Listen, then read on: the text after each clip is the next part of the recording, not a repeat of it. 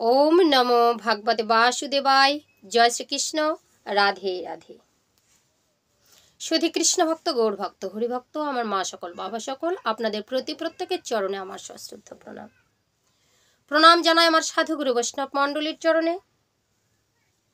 आरो प्रणाम जानाई अनलाइन उपस्थित काछेर दूरेर जत भक्तबृंद मा सकल बाबा सकल आत्मीय स्वजन भाई बंधु सकलेर चरणे आमार नतमस्तके प्रणिपात। বলুন আপনারা কেমন আছেন? আশা করি প্রাণ গোবিন্দ রাধারানী কৃপায় সকলেই ভালো আছেন। আমিও আপনাদের অনেক অনেক আশীর্বাদ ভালোবাসায় খুব ভালো আছি। তো আজকের ভিডিওর বিষয়বস্তুই হচ্ছে ত্রিবেণী সঙ্গম বা ত্রিনদী, মানে মানব দেহের যে তিনটে নাড়ি বা তিনটি নদীর কথা বলা হয়েছে। তো তার সঙ্গম স্থান, তারা কোথা থেকে উৎপত্তি, তাদের উৎপত্তির দ্বার কোথায়। আরও কমেন্টের জন্য অনেকে অনুরোধ করেছেন যদি আপনি একটু এই তোমার কুলকুণ্ডলী নিয়ে বলতে পারতেন তাহলে খুব খুশি হতাম। দেখুন, এগুলো তো সাধন ভজনের ঘরের কথা। যারা প্রকৃত বৈষ্ণব বা গুরু রয়েছেন তাদের নিষেধাজ্ঞা থাকে, তবুও জানতে হয়, জানাতে হয়। তো এক দিদিভাই বলেছে কিভাবে আমরা সেই স্নান করলে পূর্ণতা লাভ করব, তার বিষয়ে আজকে আমি ভিডিও রাখতে চাই। সবারই অনুরোধের জন্য ভিডিওটা আমি দেখাবো। আরও এক দাদাভাই বলেছে কিভাবে ধ্যান করলে আমরা কুলকুণ্ডলিনী জাগাতে পারবো। তো আজকের ভিডিওটা একদম কিন্তু খুব গুরুত্বপূর্ণ ভিডিও। আপনাদের কাছে অনুরোধ করব ভিডিওটা একদম স্কিপ না করে পুরো ভিডিওটা দেখতে থাকুন। পুরো ভিডিও না দেখলে কিন্তু বোঝা যাবে না। তো আপনাদের কাছে আমি আরও অনুরোধ করব, কিন্তু আমার জ্ঞান গরিমা মানে খুবই কম বাবা। কৃষ্ণ কথা হরি কথা ভজন পথে আমার কিন্তু অত জ্ঞান গরিমা নাই। আপনাদের কাছে আমি সদা সত্য কথাই বলছি, একদমই আমি কাঁচা এই জগতের মধ্যে। তো যতটুকু পারি আপনাদেরকে বিশ্লেষণ দেব, যাতে ভুল না হয় একটু দেখে দেখে বলতে হবে, কারণ যেন লোকে বুঝতে পারে। ভুলভাল বললে অনেক কমেন্ট আসে, এটা দেহতত্ত্ব তো আরও অনেক অনেক কমেন্ট করেছেন। তো সবার কমেন্টে আমি ভিডিও করতে পারছি না, কারণ এখনও অত দূর আমি যেতে পারি না। তো আপনারা যেভাবে কমেন্ট করছেন ওইভাবেই কমেন্ট করতে থাকুন। আমি চেষ্টা করছি আপনাদের সমস্ত কমেন্টের মাধ্যমে ভিডিওগুলো দেওয়ার। তো আপনাদের তার জন্য ধৈর্য ধরতে হবে ভিডিও পাওয়ার জন্য। তা আমি যারা সাধক আছেন, গুরুজনা আছেন, যারা জানেন তাদের জন্যই আমি বলছি না। যারা জানেন না বা যারা ভক্তিতত্ত্বে পৌঁছাতে পারছেন না, এখনও অনেক দিদিভাই বলেছে আমার স্বামীটা এখনও পর্যন্ত আমাকে মত দেয় না, আমার মনটা ছটফট করছে, আমি এরকম করব, বা এই গুরুকে নিয়ে, গুরুর আশ্রয় নিয়ে আমি একটু ভজন সাধনের পথে যেতে চাই, আমি মালা নিতে চাই, কিন্তু দিদিভাই আমি করতে পারছি না। তাহলে আমি কি করব? একা কি যেতে পারবো? তো ওনার উদ্দেশ্যে আমি বলবো যে একা কখনো ভজন সাধন হয় না। স্বামীকে যখন হাতে হাত রেখে আমরা কথা দিয়ে ছাতনা তলায় বসে যদি দাং হৃদয়ং মম তদিদং হৃদয়ং তব যদস্তু হৃদয়ং মম তদস্তু হৃদয়ং তব, যতদিন আমার জীবনটা আছে ততদিন আমি তোমার, আর যতদিন তোমার জীবনটা আছে ততদিন আমি, তুমি আমার। তো এইভাবে আমরা অঙ্গীকারবদ্ধ হয়েছি, বিধাতার কাছে ধরা দিয়েছি। তাহলে স্বামীকে ভিন্ন আমাদের ভজন সাধনের পথে যাওয়া যাবে না। বলছে তার জন্য আমি কি করব? তার জন্য তোমাকে বেশি বেশি করে পতিকে সেবা করা আর রাধারানীর ভজন করা। রাধারানীর কাছে প্রার্থনা করো, হে রাধারানী আমাকে একটু কৃপা করো, আমার স্বামীটা যেন ভজন পথে আমি নিয়ে আসতে পারি। এছাড়া আমাদের পথ নেই। তো পতিব্রতা স্ত্রীর যদি কেউ ভাবে যে এটাই আমার দেবতা, তার চরণেও যদি প্রণাম করে তাকে উদ্দেশ্য করে ভজন সাধন করা যায় তাহলেও সে ফলে যায়। আপনারা দেখেইছেন, আমার চ্যানেলে ভিডিও আছে সতী অনুসুয়া। এ বিশ্ব ব্রহ্মাণ্ডে যত দেবদেবতা আছে কাউকে দেবতা মানল না। সেই স্বর্গের দেবতা ভোলানাথ, পার্বতী, লক্ষ্মী, তারপরে সেই তোমার সরস্বতী, সবাই এলো পরীক্ষা করতে, কিন্তু কাউকে প্রায়োরিটি দিল না, পাত্তা দিল না। নিজের স্বামীর চরণটা ধরে থেকে তাকে অনেক পরীক্ষার সম্মুখীন হতে হয়েছে। কিছু পেতে গেলে কিছু দিতে হবে। তো ত্রিমিনী কি ছিল? সারা শরীরের মধ্যে কুষ্ঠ জরাবৃদ্ধি। ওই রকমই স্বামীকে নিয়ে ঘর সংসার করছিলেন কে না? সতী অনুসুয়া মা আমার। কতদিন ঘর সংসার করেছেন, কিন্তু স্বামী কি করলো বাবা? মনটা বলিনি নবীন কিশোরা, মানে কি রাধা গোবিন্দ সবসময় বিরাজ করছেন এই মনের হৃদয় কমলের হৃদয় বৃন্দাবনে। তারা সবসময় আনন্দ উপভোগ করতে চায়। দেহ যদি জরাজীর্ণ হয়ে যায়, মনটা কখনো জরাজীর্ণ হয় না।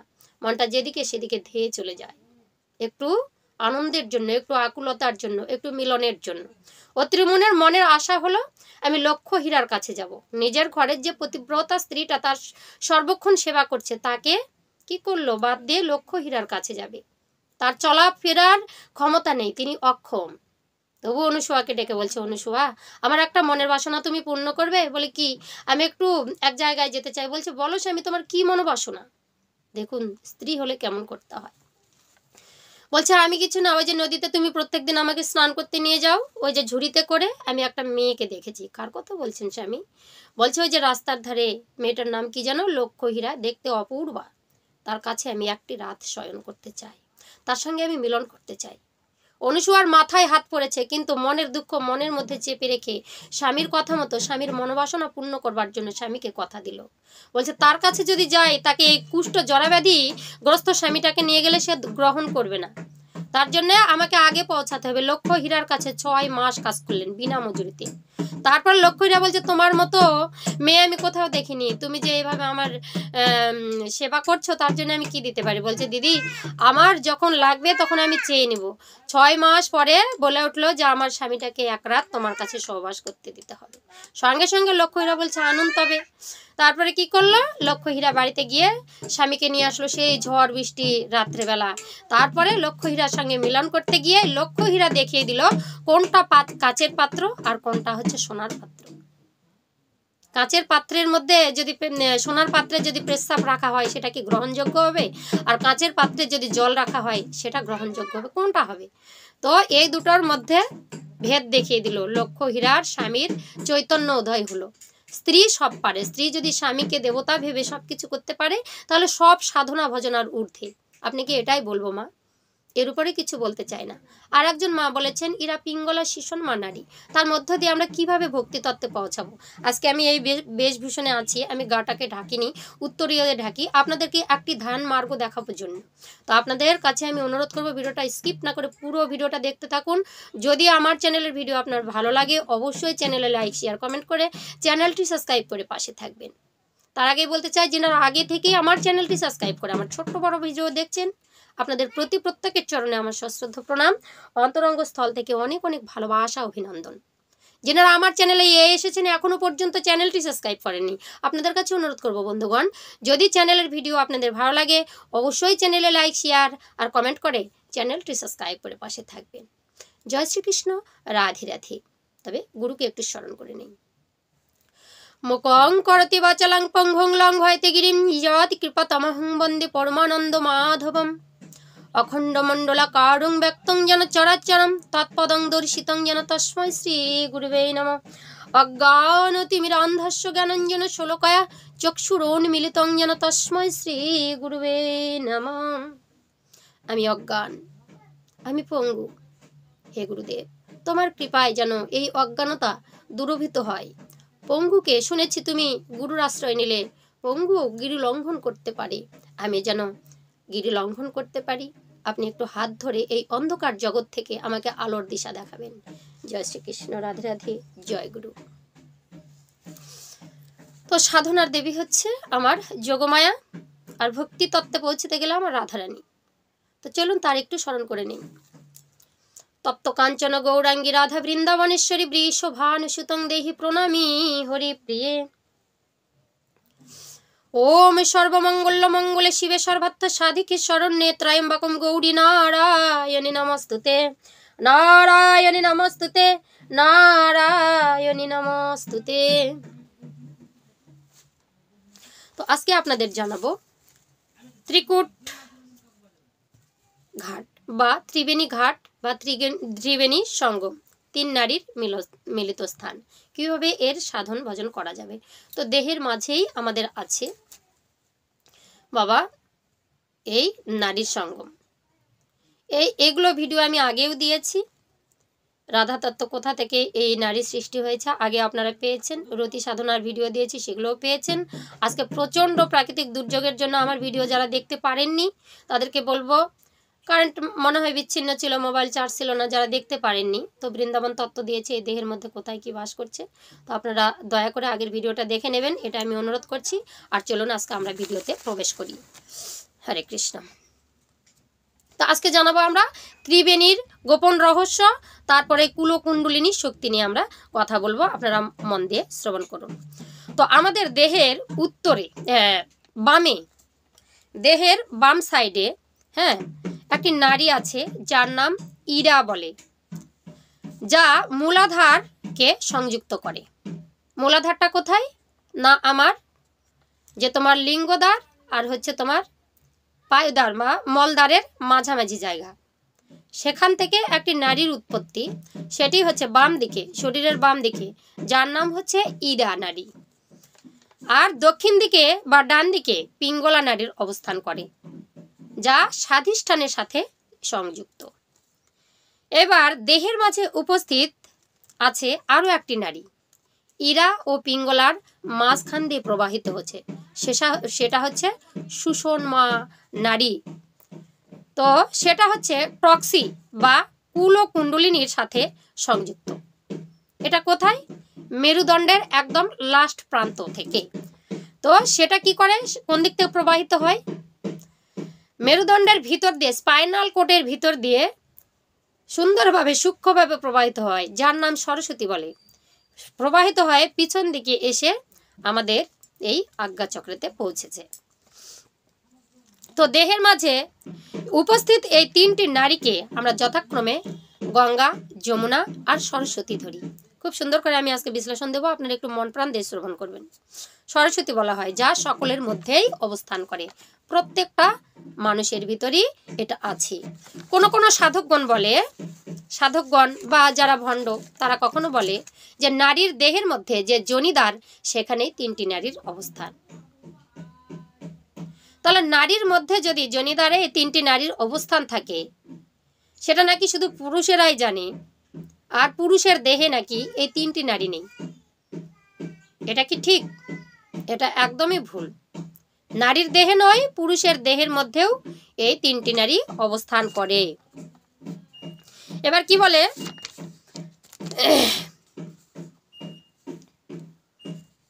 কিন্তু এই তিনটি নদী বা নারী যেখানে মিলিত হয় তাকেই বলা হয় ত্রিকূট বা ত্রিবেণী। ঠিক আছে?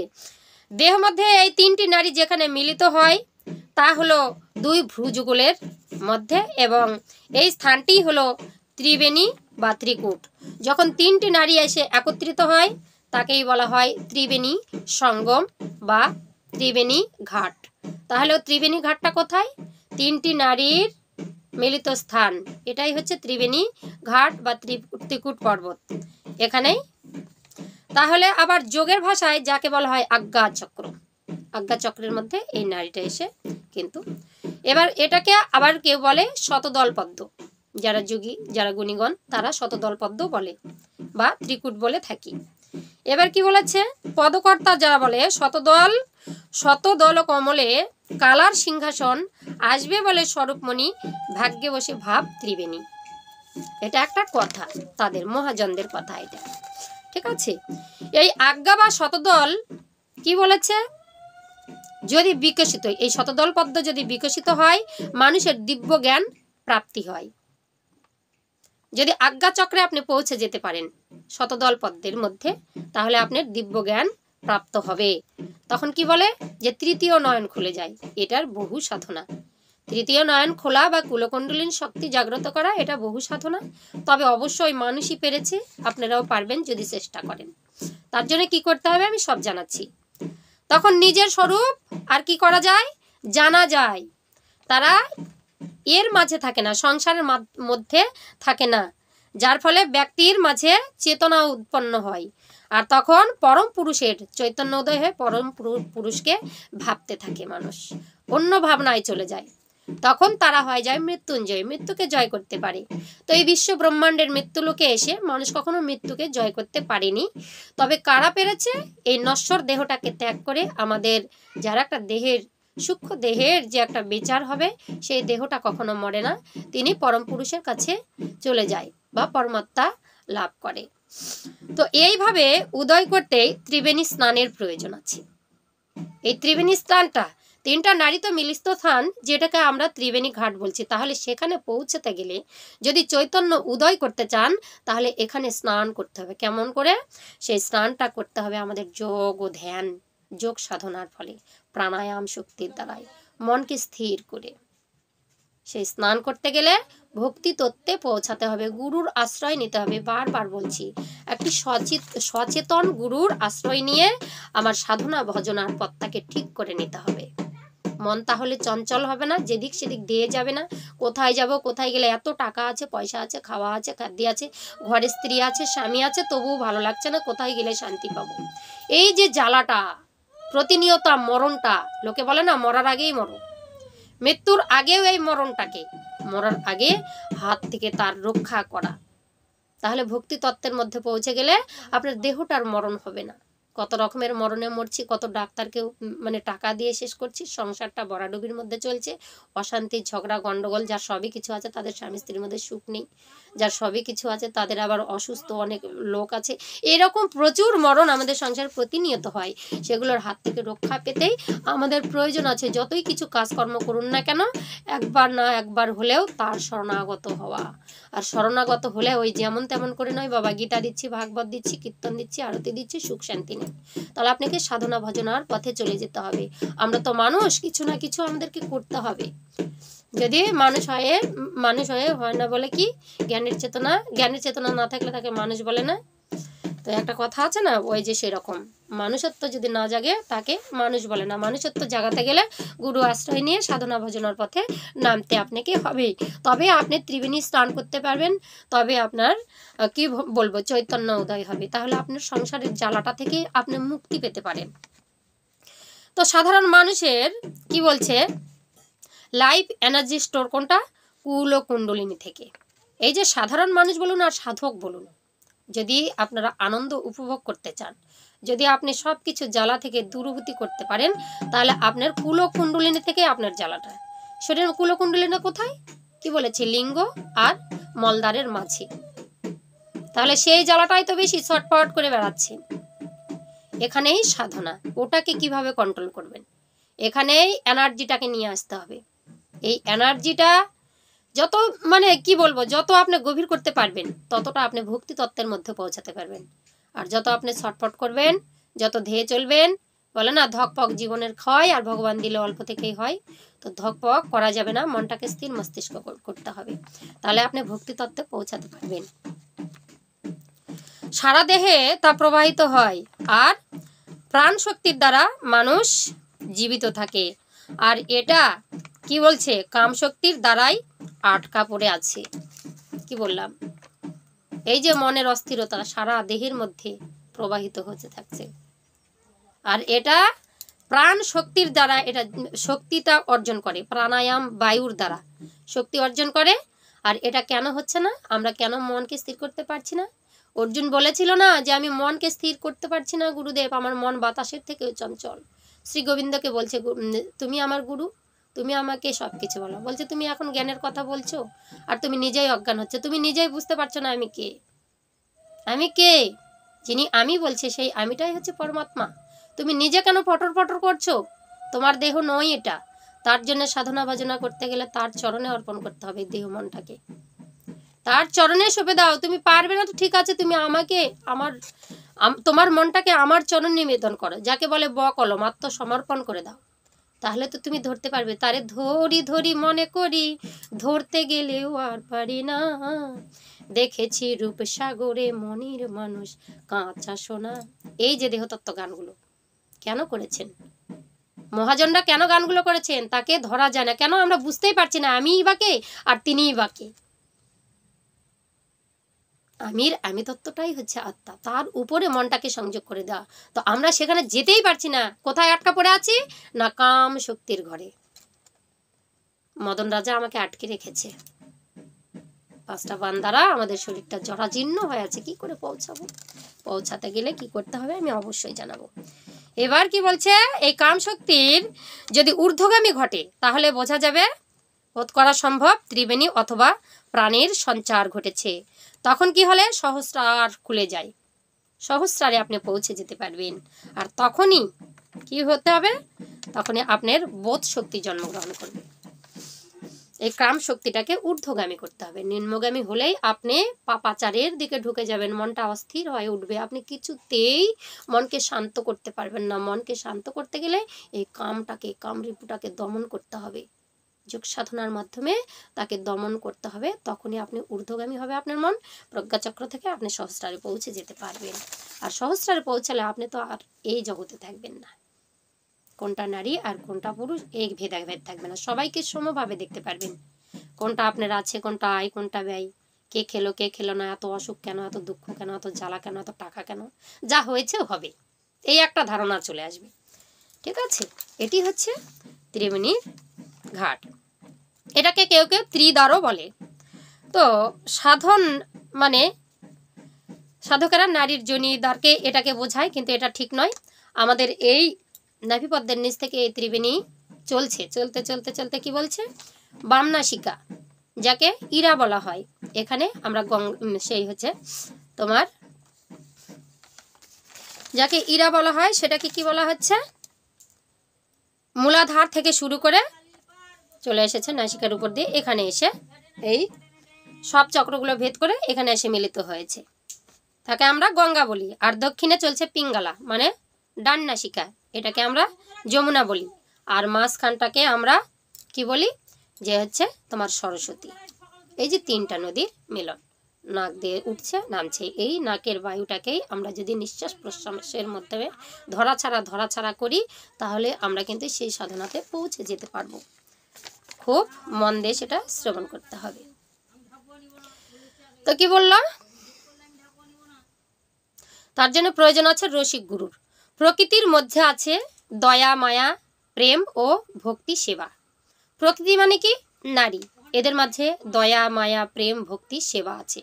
নারীরা এগুলো করতে পারে, আর পুরুষরা শুধু করতে পারে আমি আর আমি।